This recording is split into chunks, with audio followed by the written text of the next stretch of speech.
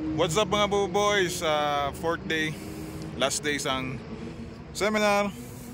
Ito muna ako ng front desk mga boys. Withdraw muna tayo, ubos na.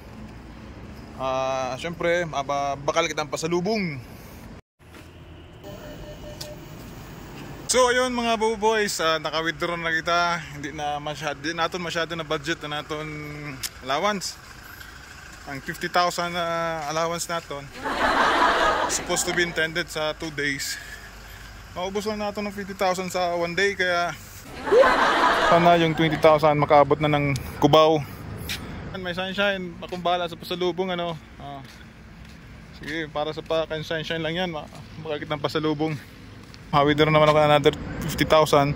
Siguro dire-diretso na yan sa home base, homeland. Okay, ciao! So last day mga boys, gladly na-survive natin ang mga terrain dito sa teachers camp. Pero ayan, may mga tapal na yan. Siguro lang. So at least survive kita mga boys. Ding ting ting. Ding ting ting ting. Sige na, presenting the ano, hindi ano muna di context ng ano ng citation. Talaga.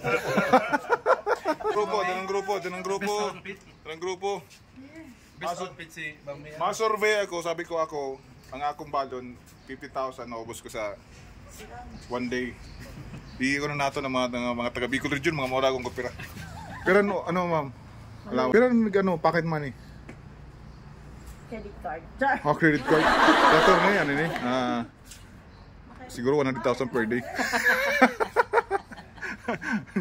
Dator rin mga big time, pero dili maka big time sa akin. Okay, 100,000 per day. Mag-withdraw pala ako ng 50,000 additional para sa portfolio. Sir, anong pera allowance mo natira sa sa Bicol o sa Baguio? Privacy act. Uwi na.